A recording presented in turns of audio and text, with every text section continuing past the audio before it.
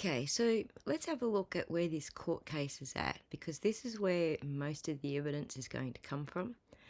And the fact that it's being made public is going to be a scream topic for the opposing team because they don't want it to go public, obviously. And so I wanted to have a look where the court case is at and where this evidence will be coming from. So as you can see here, the judge is Teresa Badeau, and it is Brian Warner, aka Marilyn Manson, who is suing Ashley Gore, or Illma Gore as you know her, and Evan Rachel Wood. It shows who his attorneys are. There's a Jon Snow attorney. Anyway, I just find that ironic because Esme Bianco appeared in Game of Thrones, and of course the main character in Game of Thrones who wasn't actually killed from start to end was Jon Snow. So share in the humour and have a giggle. So basically, you know, we've gone through a lot of documents, we've downloaded them all, we've got them sitting on a Google Drive, so we'll come to those.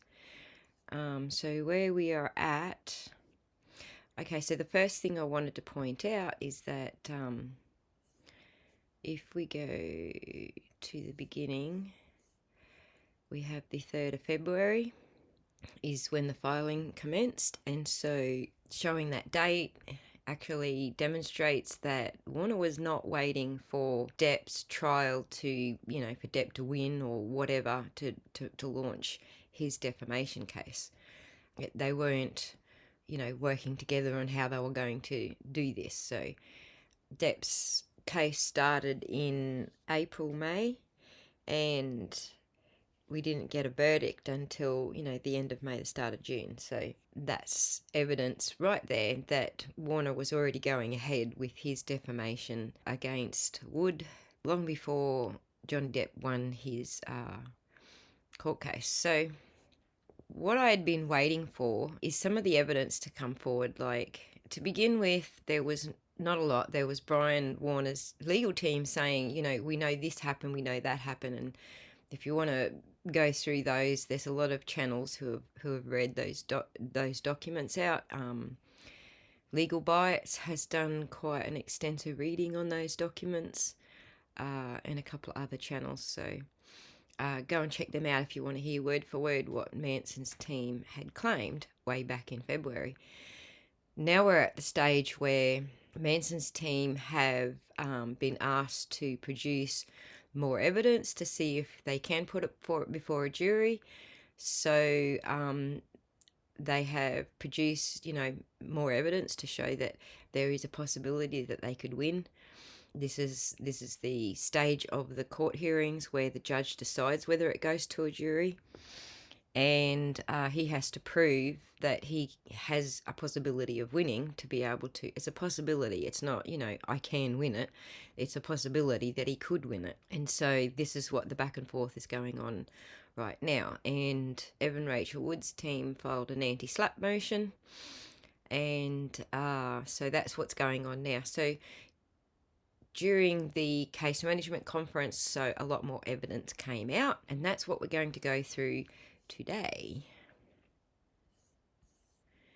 So in the last video, we talked about Greta Aurora supporting Manson's claims, and this is her affidavit just to show you that she has supported it. And I'm not going to rifle through this too much because I don't want to dox the poor girl. She has given her real name here, and it's best if we leave that to someone else to dox her. I'm not going to do it. But as you can see, it is her story that she's, you know, she lives in Hungary, and she met Manson in Vienna for an art exhibition, etc., etc. So it is her story. So yeah, she is supporting Manson. Paula Weiss. Now this one's interesting because this is what I want to go through today. This is the woman in the video. Again, watch the intermission.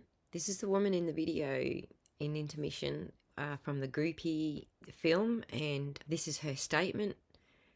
Maybe we should do that first. Let's go into her statement first. I pulled this video from Colonel Kurt's channel, who, if you haven't seen her channel, you probably should, because she covers a lot more than I'm going to. And in this video, she interviews the woman at the end of the Groupie video. So just to recap the background, Illma Gore had been going around saying that the Groupie video was so disgusting that it was pulled by the media in general. And she also claimed that the woman at the end of the video was offed, so to speak, that it was a type of snuff film. So this interview is very interesting, primarily because she seems to be alive and well. Now, how old were you when you dated him? So I was 21. Okay. So, because, and I brought that up because some people have, who believe that he's guilty, have said that it's possible that he didn't pick on his older girlfriends, or didn't abuse his older girlfriends, but was abusing the younger ones because they were more vulnerable or susceptible or whatever. But you were 21. Sure. And I was 21, so that's pretty young, you know? Yeah. Okay, well, let's talk about the infamous music. Oh, the infamous video. Yeah, this is a good one because, you know, like that's the other thing is like first of all, I heard somewhere that I was dead. So guess what? Hi, I'm not dead. Yeah, let me just briefly just kind of summarize for our audience. I know a number of people in the audience already know what we're talking about, but in one of the lawsuits against Manson, it was alleged, or actually in a couple of them, it was referenced that there was this video that he had, this personal home movie that he had made.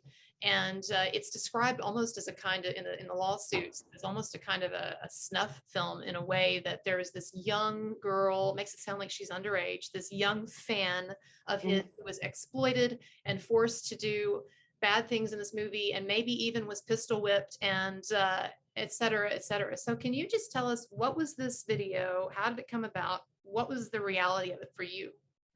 Okay, so the video was actually, so Manson was interested, he wanted to branch out into like filmmaking. This was something we had talked about a couple times. And, you know, because he is a creative, artistic kind of guy. And so I think that was like something that he had never delved into, that he was interested in seeing about how that would work out as a form of expression for him. And so we had discussed it, and he had come up with something called a treatment. So a treatment is something you write before you make like a music video or something. It's basically like a concept idea, right? So that you say, well, you know, there's going to be 4 people in a room and they find a bear and they shoot the bear and eat the bear or whatever it is, you know. So he had written up treatment, and you know, he had scripted up some general lines, and he had said he wanted to be basically something. It was resonating from the fact that he had been experiencing like death threats and stuff like this.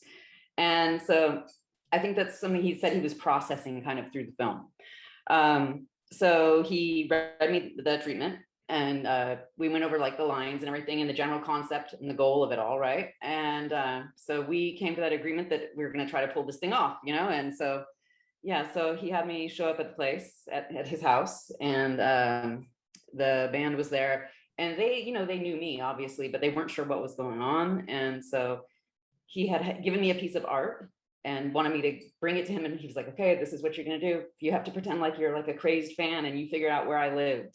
So I was going to act like this fan who knew where he lived, and I was going to ring the doorbell and be like, look, I brought you this piece of art, you know? And it all kind of devolved into a game of like truth or dare, and got kind of crazy from there. But from what I understand from this, the lawsuit, from what I've heard, is people are running around saying, oh no, she drank his urine or something like that. I'm like, no, I didn't really drink pee. And I supposedly, like, I guess that I was supposedly drank pee, and then I made him drink the pee. No, neither of us drank pee. So there's this funny thing, like with movies, it's like, yeah, they can make things look like that in a movie, but it's not really happening. I kind of was offended by the fact that I was basically being described by all these people as this person with no agency, who is this vulnerable victim and all this other stuff. It's like, no, that was a professional job for me. I got paid, you know, it was on the books. I got paid. It was all discussed ahead of time. I knew what I was doing going into it. For me, it was actually kind of cool because I had only been doing like modeling. That's kind of 2-dimensional. You know, you just get photos taken of you. You don't get speaking parts. So for me, it was interesting in me branching kind of out and sort of pushing my own boundaries, in the sense that I had never like actually had the confidence to try on an acting role whatsoever. But I kind of had a method when I was modeling that basically before I started shooting pictures, I would just ask the photographer, okay, so who am I supposed to be today? Like, what role do I need to get into? And I would just kind of like try to get into the headspace. So I did the same thing that day. And I just kind of let myself get into the role and, you know, start channeling the character, right? And so he was doing the same thing, I think. And so I can say this much too, is that there's absolutely no possible way that I could have ever put myself into that headspace to kind of be this role if I had had any kind of fear of him or felt threatened by him in any way. As a matter of fact, I felt like completely and totally safe. That's why I felt like I could be in this kind of vulnerable situation, or even make believe I was vulnerable, because I was so safe with him. And I had no sense that he would ever harm me at all. No way. So I was not pistol whipped either, by the way, or afraid or abused or degraded. Like, just because somebody does that in a movie, that doesn't mean it's in real life. Like, we spent the rest of the evening hanging out. Like, when we were done shooting it, we spent the rest of the evening hanging out and just having a good time and listening to Iron Maiden records, you know, very normal. And he definitely didn't kill you because you're here. No, I have not returned from the grave to give this interview. No. So, yeah, no, I mean, and I was not hit or struck in any way, shape, or fashion, or forced to do anything, or made to do anything, or threatened in any way that I felt afraid or fearful at all. You know, nothing at all like that. So just to be very clear, you were not underage. I was 21. Yeah. 21. It was a professional job. Paid professional gig. Yep. There were other professional people around. Absolutely. Joseph Coltis was there. He was the one who was shooting it. I think if Manson had had his brothers, he would have shot it too. He would have shot it as well, because it was his baby. But at the same time, he was going to star in it, so he couldn't do both, you know? Right. So, yeah. So it was a professional job. You weren't underage, and no. You feel like you in no way were. I actually enjoyed it, because it's like I felt like I was able to like really give into the character and get into character, and we just started just kind of really rolling with it. It was pretty awesome, actually. It was really cool. And it's funny because from what I understand, it's very believable, I guess. Like, I gave a very believable acting job. So I'm like, gosh, I'm really kicking myself, because actually over the years after I like had retired from modeling, I was offered some actually kind of big acting roles, and I turned them down. You know why? Because I was like, you know, I'm not a formally trained actress, because I was thinking to myself, I couldn't pull that off probably. But it's like, had I known that I was so convincing that people would think that I was dead somewhere, I probably should have taken those gigs, you know. And I mean, I hate to be a downer and agree with you, but yeah, you probably should have. Yeah, but you know, it's okay. Oh, I know that you're enjoying, very much fulfilled in this next act of your life. So yes, most definitely. Okay, so yeah, you were not exploited, you were not underage. No, I didn't feel like degraded, humiliated, or anything like that. No, it was make believe. It was, you know, it's called role playing. It's role playing. That's what you're doing when you're like when you're in character. You're playing a role. You know. When he came up with the idea, he just discussed with me if I was interested in helping him with this project, and I was like, yeah, okay, sure. And then we made the time for it, and we figured out the fees and everything, and you know, we acted in it together, and it didn't get distributed, but actually parts of it were actually used, I guess, in the end of a video, Dead to the World, which was it was a VHS of a live show, I guess, and he used parts of it in the outro, I think, for that. Sit still. Sit still.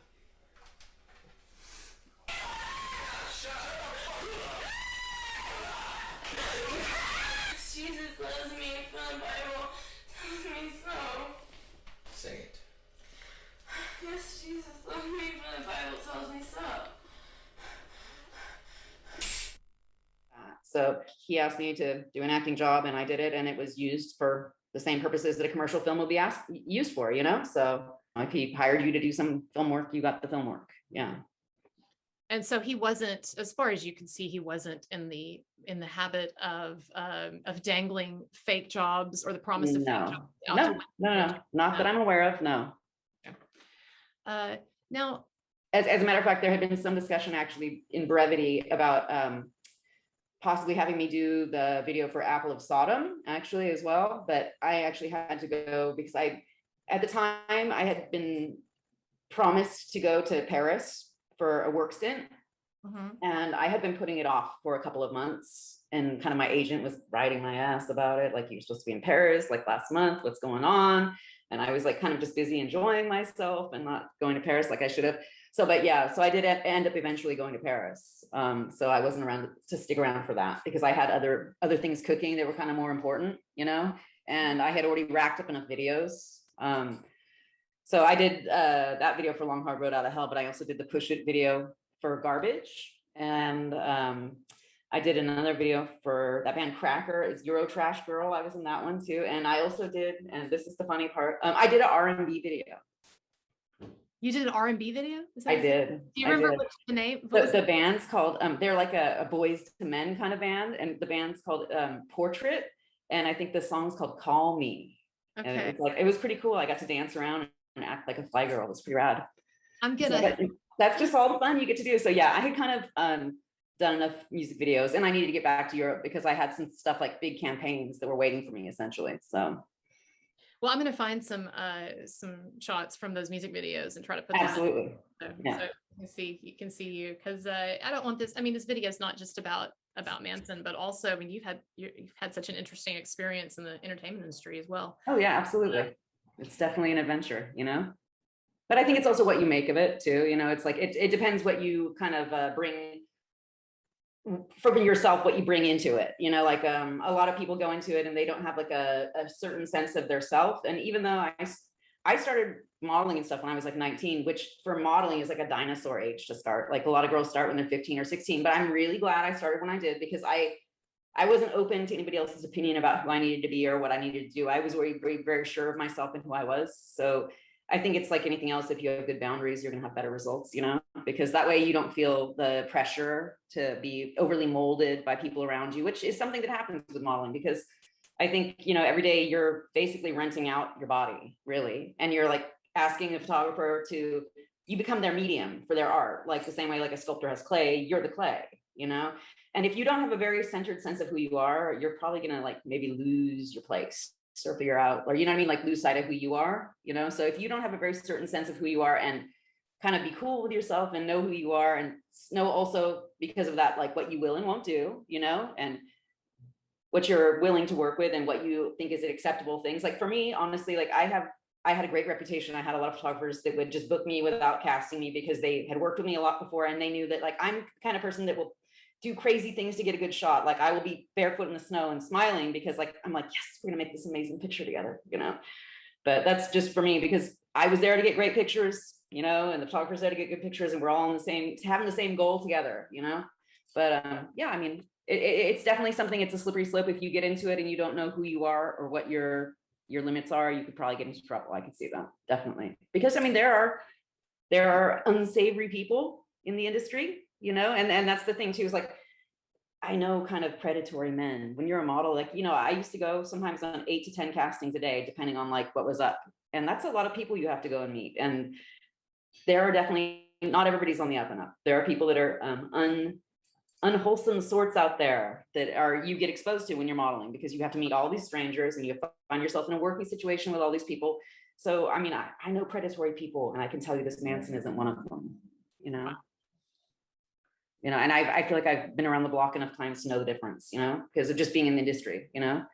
If you want to watch the whole interview, there's an hour of it. I'll link it in the description below. But it's interesting that Paula brings up the concept that if you're not sure of yourself, it's easy to get sucked into something, because that actually brings us to, or back to rather, Ashley Morgan Smith-Klein. So let's have a look at the evidence that she has inadvertently provided for Manson's case. I am not going to dox the person who was talking with Ashley Morgan Smith-Klein. So we're just going to fast forward. This is the exhibit that they submitted in support of Marilyn Manson's evidence. They say, "You're not, you're beautiful. You look really good in that People magazine interview. So pretty, okay? I can feel your sorrow. I am so sorry you're struggling so much. They told me to lie and act and speak with no accent. It was truncated. Why did they make you speak in an American accent? Out of curiosity. Be like Evan? Oh, I see. That's weird. There's already one of her. You could just be like you. That makes me sad. I just want to keep working and be myself. I got pulled into this whole cancel thing and I just want to keep working and carry on living my own life. That's completely understandable. Have you been doing okay? This has got to be a pretty heavy burden to carry. It wasn't something I knew I was even being brought into. I never wanted to cancel anyone and I just fell in with influence. I want to work and move forward. Now, she's afraid that she's never going to work again because she got dragged into this. You're not a bad person though. You just do what you need to do to survive in life, right? Even if you have to be dishonest sometimes. I'm willing to bet that you never actually try to hurt anybody. You never actually want to hurt anybody. Interesting the direction that the speaker with Ashley is coming from, because kind of paints this picture that Esme Bianco was talking about in her character Roz. And Ashley replies, I wouldn't actually hurt a fly. I have no anger or malice. Are you sure you're not Australian?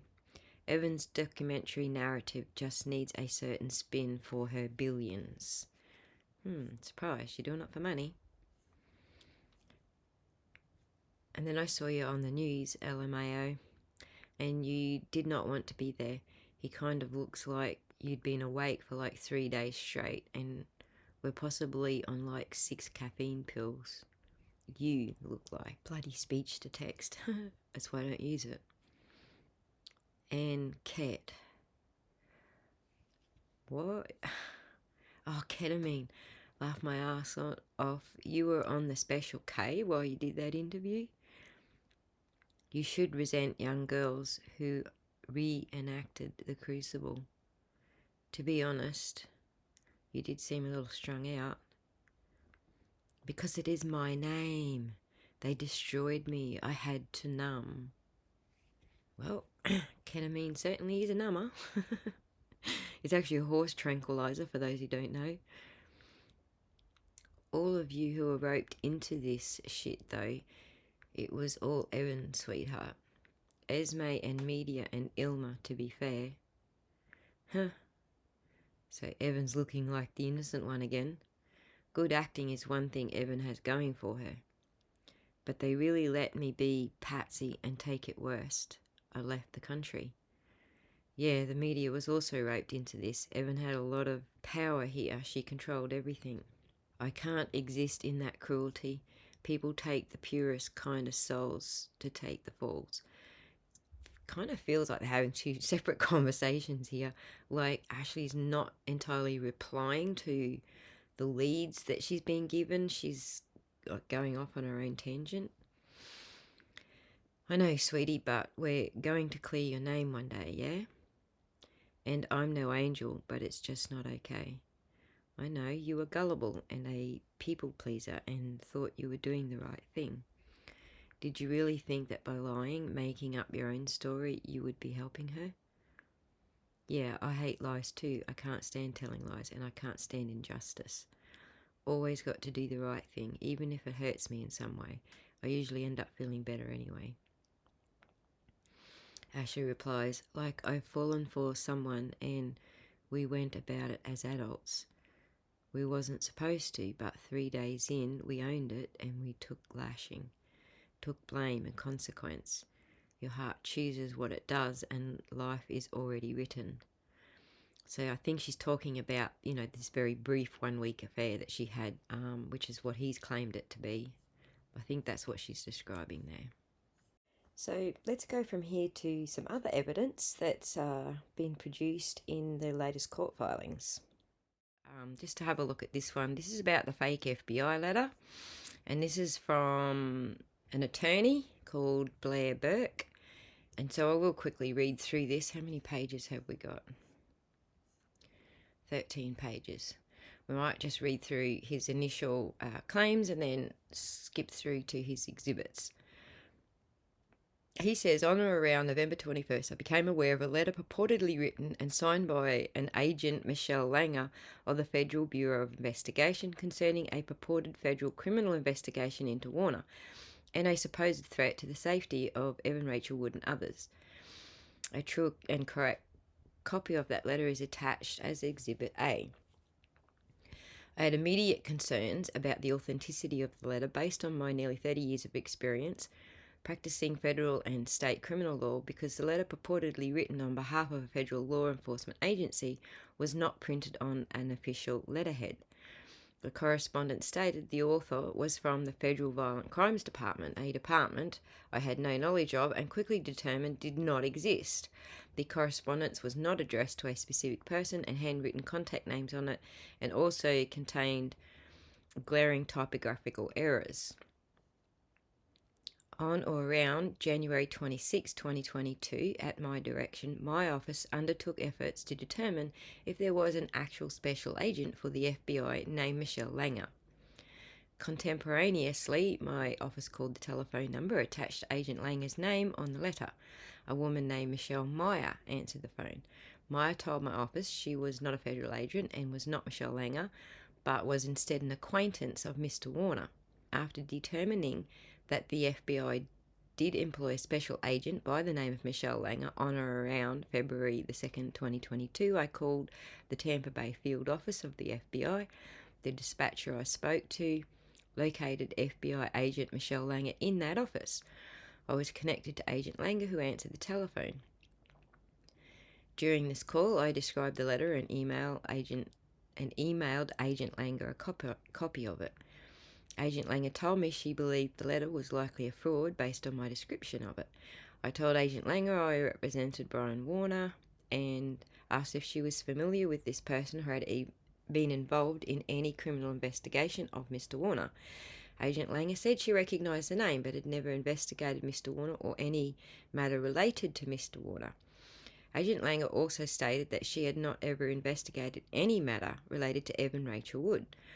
After receiving and reviewing the letter, Agent Langer confirmed to me that 1, she did not write the letter, 2, she never authorised the contents of the letter, 3, she never authorised any use of her name on the letter, and 4, there is no Federal Violent Crimes Department at or associated with the FBI.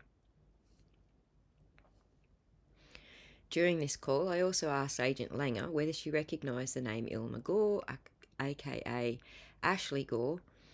Agent Langer stated the name sounded familiar and that she believed that Gore had previously contacted Agent Langer to report a crime unrelated to Mr. Warner. On or around February 3rd, 2022, I spoke to Agent Langer again. During this call, Agent Langer also confirmed that there was in fact no active criminal investigation of Mr. Warner being conducted by the FBI. Discussing the letter again, Agent Langer stated she had a suspicion of how her name came to be wrongfully used. 2 individuals, Mitch Emerson and Kelly Blaschild, had previously contacted her office to report a crime unrelated to Mr. Warner. And now you understand why I did the intermission. And if you haven't watched the intermission, go back and look at it, because these 2 names came up in the intermission. Like Gore, Emerson and Blaschild are involved in the Phoenix Act. Emerson is listed on LinkedIn as the Executive Director of the Phoenix Act and has posted to Twitter that he works with the Phoenix Act. A true and correct copy of these web pages are attached, Exhibit B. A Kelly Blouse, believed to be Blaschild, is also on LinkedIn as a communications liaison of the Phoenix Act and has posted to Twitter that she works with the Phoenix Act. Another web page at kellyblouse.com/vision states, "My name is Kelly Blaschild. I have worked with an organisation called the Phoenix Act." A true and correct copy of those web pages are attached at Exhibit C. I understood from my conversations with Agent Langer that at that time she was not authorised to prepare a declaration in a civil action stating the above facts because of the ongoing investigation of the letter by her office and the U.S. Attorney's Office. Evan Rachel Wood has gotten herself into a little bit of trouble because now she is under investigation. Well, this is a 65-page document. I don't know that we'll be reading all of that. Okay.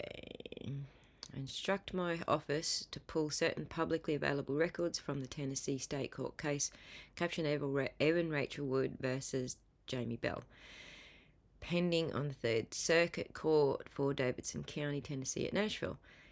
Attached here too is Exhibit A, a true and correct copy of excerpts of those records, including sworn declarations and attachments submitted by both Wood and Bell.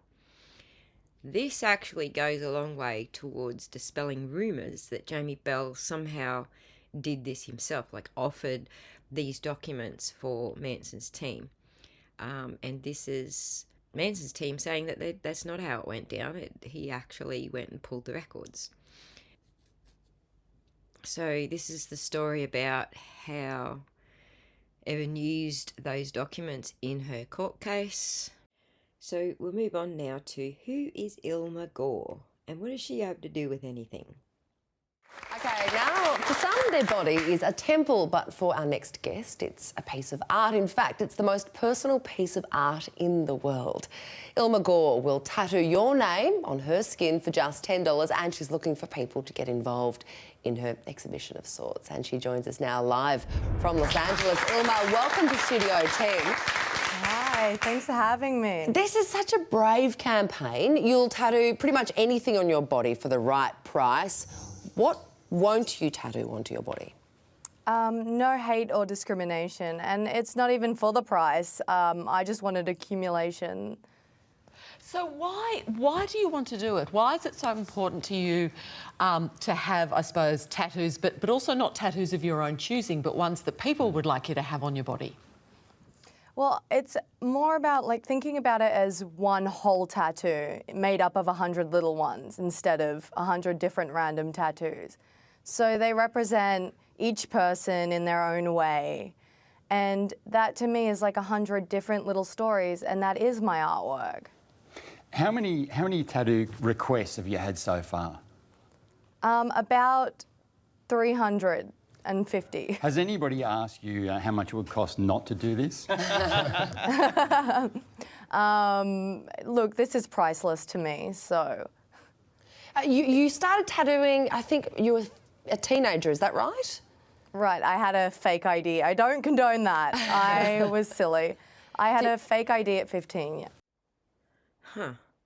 By her own admission, she's no stranger to forged documents.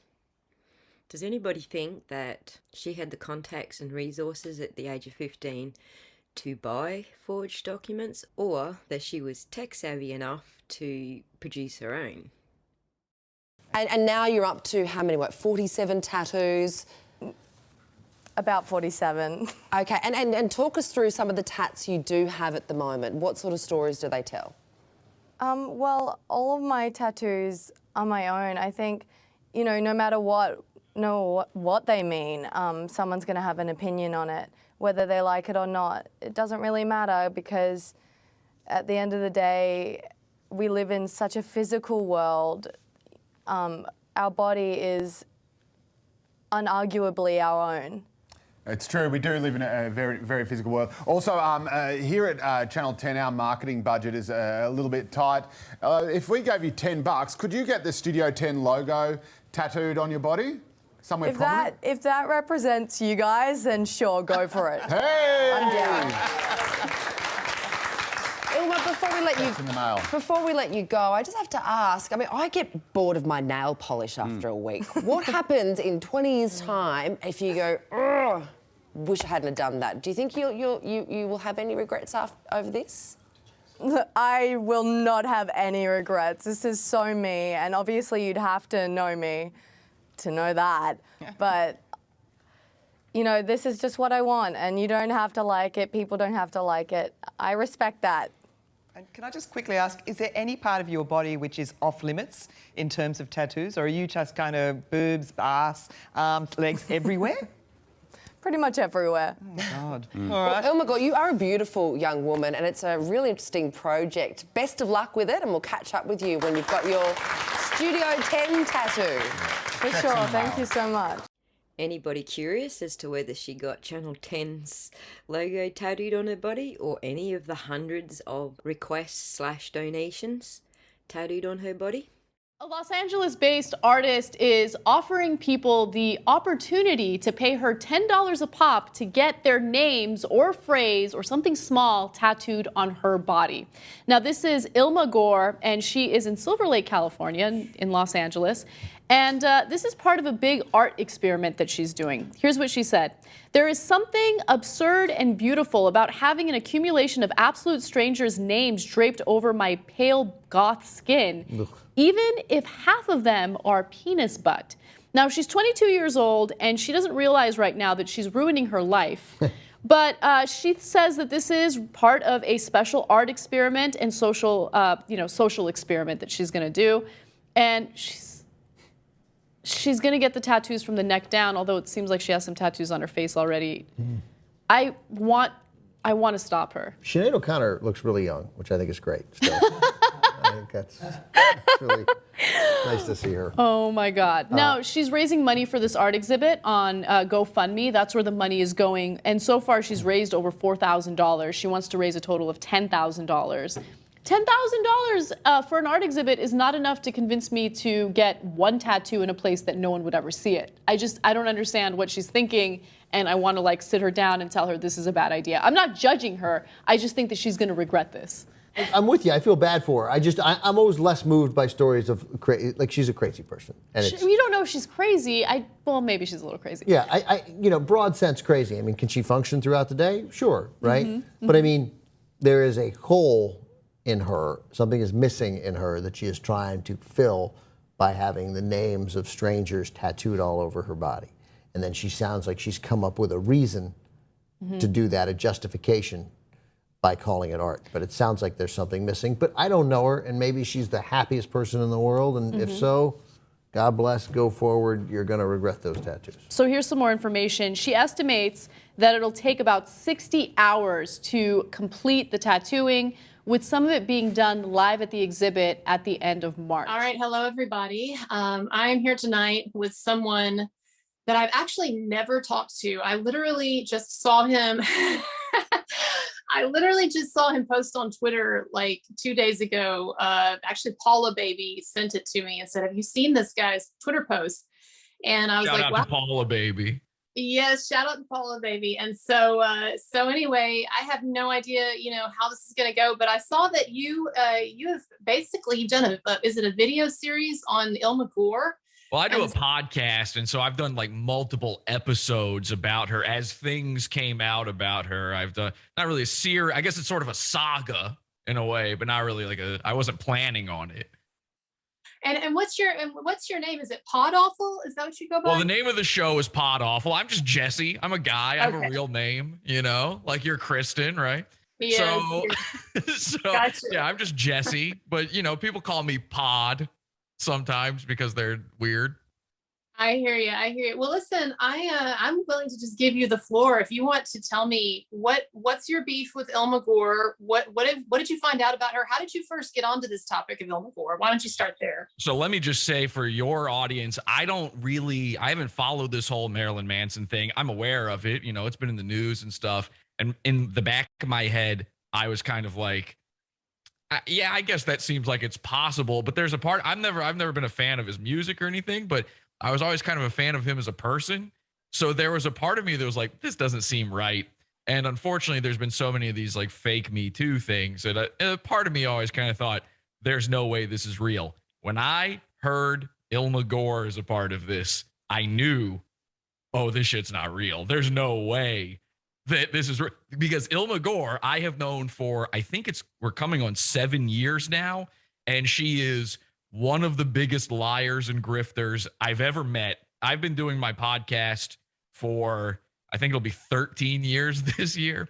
And in all of that time, and I cover a lot of weird internet stuff, bizarre people. In all of that time, I would say she is maybe the sickest when it comes to grifting I've ever dealt with. And I deal with a lot of grifters. I like 7 years ago, she got semi-viral by doing an art project where you could donate $10 to her and she would tattoo your name on her body or a phrase or like a word or something, right? Like she claims she's an artist, right? But she's that type of artist that is, it's like low effort, low stakes. Like it's the most base kind of stuff. I think she'd gotten a little viral before that for some other stunt, but this was her first big thing. And she had a GoFundMe, which in my opinion, all GoFundMes are always scams. So I knew, like, I was on high alert the second I saw she had a GoFundMe for this. You send $10, she tattoos your name on her body. She calls it the Human Canvas Project. And this is supposed to do something. I don't know. There's some sort of artistic merit behind doing this. She said something like, I want it so when you look at me, you see you, or something. I don't know. That was a very bad Australian accent, by the way. My wife is Australian and I mangled that. So so I'm like, okay, this sounds crazy. So I covered it on my show as just one of these novelty internet, larks. It was just a funny thing. We just kind of pointed and laughed. We watched her video. It's no big deal. We just made fun of her. She saw me make fun of her. This is like in the days of the internet where if you said something about a guy, they saw it. It's kind of weird. Like, that doesn't exist anymore. Everybody's online constantly now. So there's too much digital noise. It's all drawn out, yeah. Exactly. So she saw it. And even like, as long as I've done it, even to this day, when somebody sees something I do, I'm like, oh my God, how did you see that? Like, I don't even think about it. So I said, okay, how about this? She was like kind of hitting barbs back at me. I said, why don't you come on my show and I'll interview you? So the very next episode, I cover her one day. The next episode, she's on the show. I had like, oh yeah, I've talked to her. Is this like, do you have this online? Like, is this accessible? So here's the thing. This was on my old YouTube channel. And unfortunately, I was falsely flagged on YouTube, and I had 10,000 plus subscribers, and I lost my whole YouTube channel. Never saw me. I'm like, I've been around for a long time. And because all of this stuff has been wiped from the internet thanks to YouTube's terrible policies, and it was a false flag situation when it comes to my channel getting taken down. So it particularly stings. You had 10,000 subscribers, and it got taken down. More. Now, luckily, it's a podcast, so there's an audio element to it. I believe the audio versions for this probably are still out there online somewhere. The video interview with her isn't. So I am now forced to have a paywall thing where you can see these. Because all this just happened, and tomorrow I'm going to do my show on this topic. Awesome. I took all of the Illma episodes I did, and I put them in this paywall thing. It's like Patreon, but I had to build my own. And I make it $1 because I don't want it. No, I'll pay to watch it. It's a buck. And to be honest, I don't like with the $1 stuff. It's like, I don't even care if you like somehow shared it or whatever. It's just if I upload it, I get terminated. Okay. Like, I cannot put it on YouTube or else I will lose. Like, I have another YouTube channel now. And if I were to put up any of my old stuff, they would terminate me immediately. You don't have to explain it to me. I like it when people donate and pay for my stuff too. I have Patreon content. So tell me though how this went then. So was she coming on to basically challenge the idea that she was a scammer? She was hoping she could argue. So here's the thing. At first, my angle on it wasn't like, oh, this is a scam exactly. I mean, kind of like in the way that I tend to think, and this is just my opinion, that most like modern art is a scam. Like, it's not, I mean, call me old fashioned. I'd prefer to see some dogs playing poker in a painting or something. Like, I don't know. I don't need a lady to tattoo anything. But then I thought, well, wouldn't it be funny if we paid her to get something that I put on her body? So now she's like, we made fun of her and she permanently has the name of my podcast on her or something. So my intention was to bring her on and ask her, if we paid like a little more, could we get a little more? Could we maybe get a picture, a website, that sort of thing? Mm-hmm. So I think her intention of coming on was to seem likable. And it worked. She grifted me because she came on, she was affable. I mean, I do not blame. Here's the thing. I think Evan Rachel Wood, and this is my personal opinion after reading the full court doc thing and all that stuff, I kind of think Evan Rachel Wood is in a position where you remember how she didn't actually name Manson at first for like 2 years or something. Exactly. I kind of think she's like in over her head at this point, and Illma is the one dragging her into this. I Yeah. even wonder if, like, I kind of believe she probably got raped by a significant other. I just don't think it's Marilyn Manson. Right. I think Illma Gore said to her, "Psst," you know, she's the snake whispering in her ear, like, you know, hey, the most famous guy you dated and the one that seems like he'd probably do something crazy. Exactly. You know, which I love, like in the court document and in her complaint and stuff. It said like one of the things that she was mad about was that some of the abuse hurled at her was anti-Semitism. Where it's like you dated a guy who's like stage show, he dresses up like Hitler and he collects Nazi memorabilia. You didn't see this coming? Exactly. Like, he might, maybe he's joking. Like maybe, I mean, maybe that's not something to joke about, but he also is Marilyn Manson. Like this is a guy who put on fake tits in his like second music video. So anyway, I think she's a little in over her head, and she was like kind of coerced by Illma into naming Manson. And now she's just got to go with it. Imagine being in that situation where you can never say like, "Oh, I was lying," because that sounds like the worst thing of all time. You're in like, too deep. You're Yeah, in no, too deep. You've committed a crime. And I believe that because I've spoken to Illma Gore and because I know what she's done and how she grifted me. She scammed me and she scammed children's charities, which I'll tell you about in a second. So when I had her on, she's sweet talking me. You watch this interview and I'm like, you know what? You're actually kind of cool and stuff. I'm a smarter, older, wiser gentleman now. And I wouldn't fall for that now, but back then it worked on me. And I think she's cool. And I said, okay, what do we have to pay to get a tattoo on you? So I paid her $110, and I let the listeners of my show pick like some random horrible design to put. We were trying to think like what's the worst tattoo, and we put. So they voted on a fetus floating in a glass of Dr. Pepper.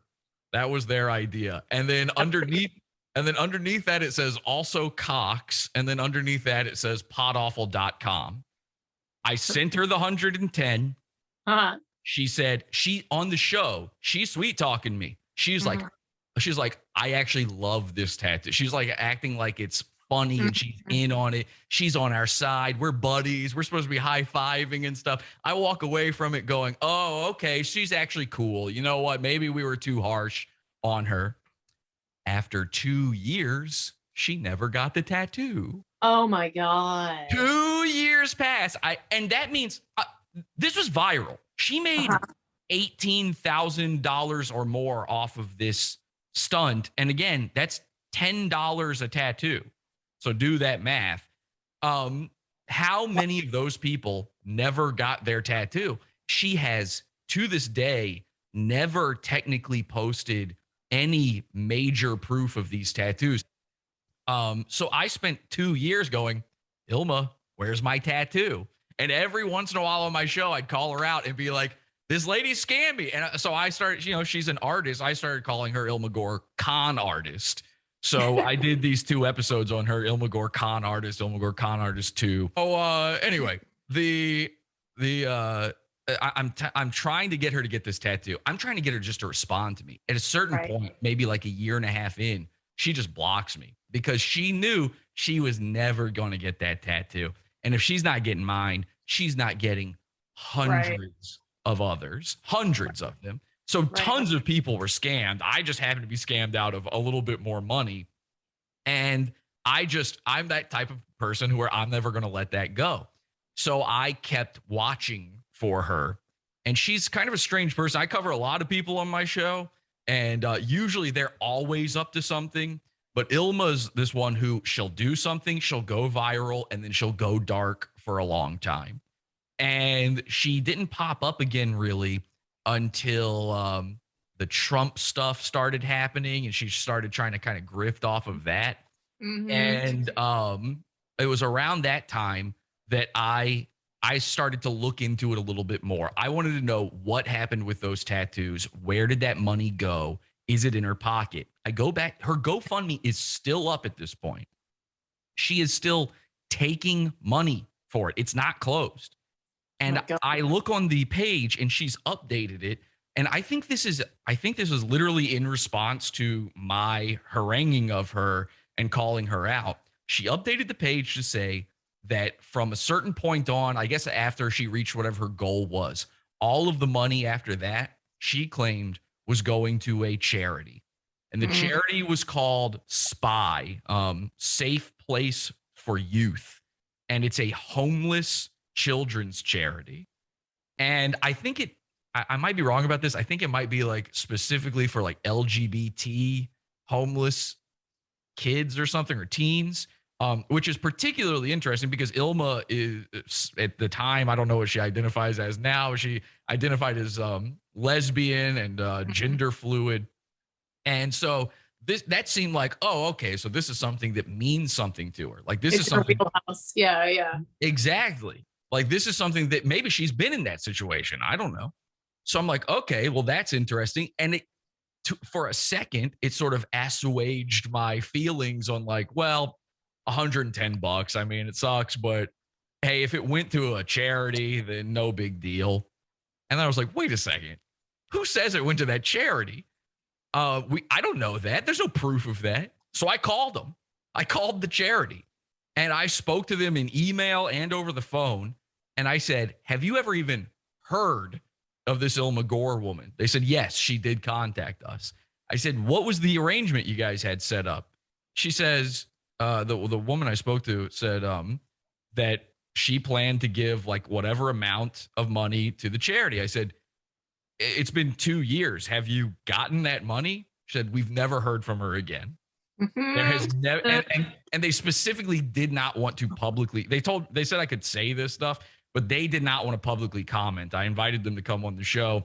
They didn't want to publicly comment. They said I believe, I'm probably paraphrasing here, but I believe they said something along the lines of, we've washed our hands of it. Like they're just done. Like they're not expecting it. And, you know, these charities, that kind of thing probably happens to them. They're used to it, yeah, unfortunately. Yeah. Unfortunately, it probably happens to them all the time. So they just gave up on it. They weren't expecting it. But then I hear that and I'm like, this woman's getting this tattoo. Like I can't force her to give this charity money, but she's going to have a fetus floating in Dr. Pepper on her body for the rest of her life if it's the last thing I fucking do. Not all heroes wear capes. That's for sure. I should wear a cape though. I do believe this is heroic. So I just made it my mission. And I wasn't always doing shows about her, but in the background, like just in my free time, I'd be messaging her. I would have my listeners just tweet at her, message her, her email, all that stuff.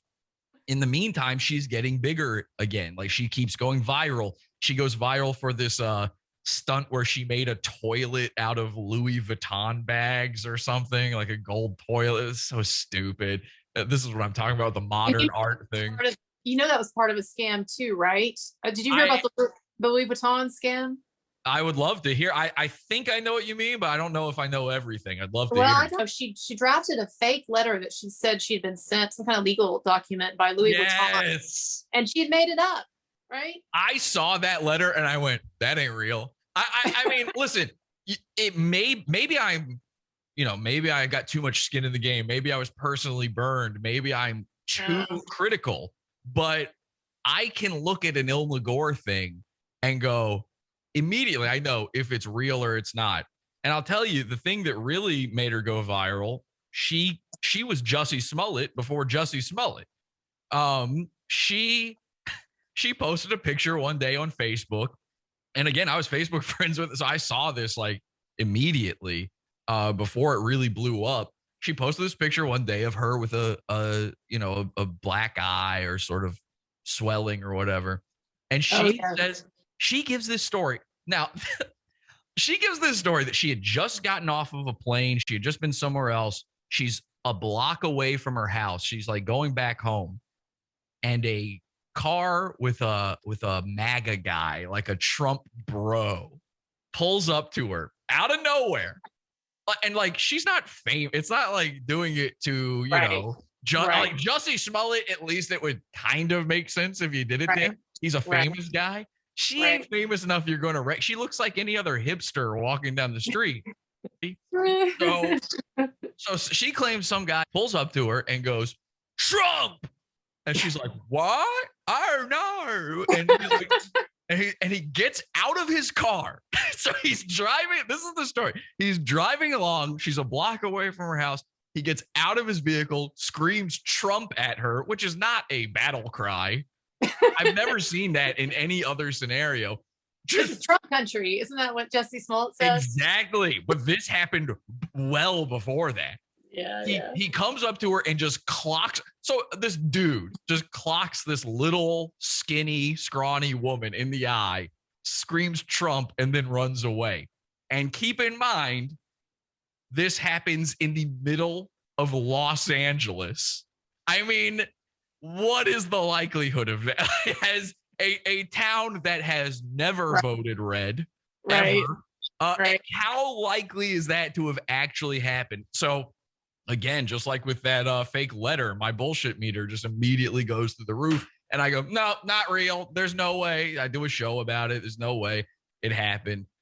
That propels her into a mini internet stardom.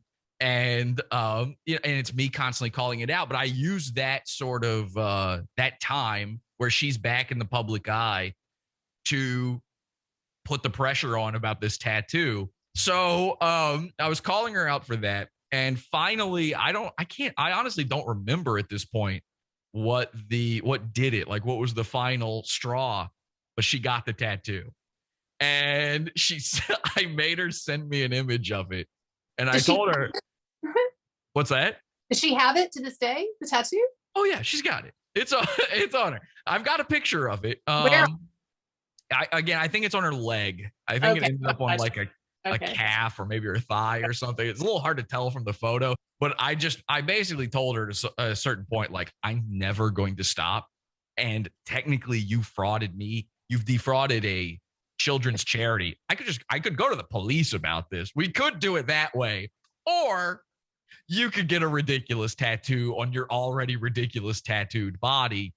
And she smartly went with the latter after 2 years of trying. So that is just my personal dealings with her and grifting and noticing a pattern of lies and deceit and literal ripping people off. But when I read that document that Manson put out, when I read some of the crimes that she has allegedly committed against her own family, her own dead mother, her twin sister who says she's afraid of Illma being around her children and stuff. And again, I knew about that twin. I've seen like that's true. I was just like, oh, this is, it's vindication. It's like, yes, this is 100% exactly the type of person this is, down to the point where this is sort of a petty detail, but in a way it's kind of my favorite part, is online. She claims she lives and works and is part of like the Los Angeles art scene.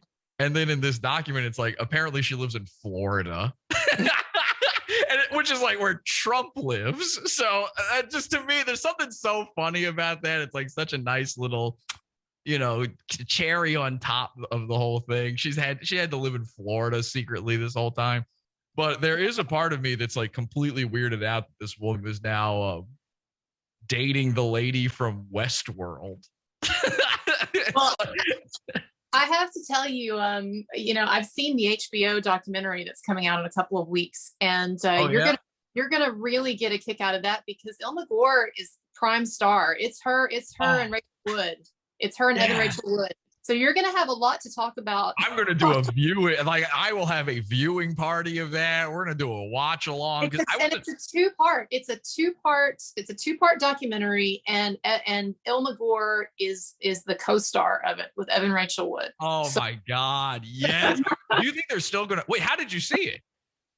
So it premiered at Sundance Film Festival, and because of COVID, they did the screenings online. So anybody could buy a ticket. You could have bought a ticket and seen it if you'd See, I didn't even know about this stuff then. Well, no, it's going to come, but hey, it's going to be great for you because it's going to come out and it's going to come out the 15th, the first episode on HBO. Do you think they're still going to put it out after all this? I mean, they've put out hit pieces before under legal threat, like against Michael Jackson and Woody Allen but this is pretty crazy that this lawsuit comes out with these really damning allegations right before the documentary. So I don't know. Do you think they like tack on, edit in a little thing about A this? disclaimer? A disclaimer. They should. They certainly should. Yeah, they certainly should. It's going to look real bad in the documentary when they're like, yeah, the FBI is on this. Oh my God. There's Illma Gore sitting there over her laptop going, hello, I'm an FBI agent. I'm with the FBI. I'm coming to get you, Brian. You know what's so funny, too? I feel so bad for Marilyn Manson because this, you can tell, especially over the past couple of years, that this is like really, this has hurt him. He absolutely did, like, assuming this is what his claims are true, and I do assume that, he was severely hurt by this. Yeah, no, it's been rough, I'm sure. Now you know that Illma Gore swatted him too. Did you read that part of I saw the video because she sent paparazzi to his house to like film him getting swatted by her. That is but it is just a part of it where I was like, wait a second, hang on. But poor Marilyn Manson. I mean, the guy's name, you know, his whole image is like is trying to look, you know, like creepy and mysterious and evil and everything. And so whenever anybody would say, like, it used to be, I don't know how old a lady you are, but I'm of a certain age where in school, they'd said Marilyn Manson had some of his ribs removed. Yeah. Yeah. And so if you're Marilyn Manson, though, somebody starts a rumor like that about you, you're supposed to go, yeah, it's true. You know, you're supposed to like let that go, like whatever. And so for years, this, like, you know, the Columbine stuff, all that, he addressed that one, obviously, but all these things would be said about him. You know, he drinks blood and stuff, and he's got to go, yeah, I do, because he's the Antichrist or whatever. He's scary. And then some lady's like, he's got a bad girl room and locks me in it, and he raped me, the worst thing ever. And then he's got to go, actually, my name's Brian. I'm just a guy. I'm just like a normal guy. Like, my neck is fat now. I don't know if you've noticed. I'm just this is a contact lens, by the way. He's like horrifically quickly trying to take out his contacts, going like, see, I'm just a man. I'm just like basically like trying to quickly, he has to kind of like unravel an entire image that he spent decades constructing. Right.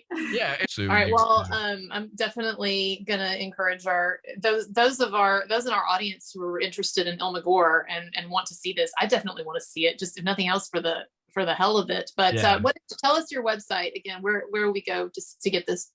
So the show is called Pod Awful. You can download it like a podcast on any podcast thing, or you can watch it on YouTube.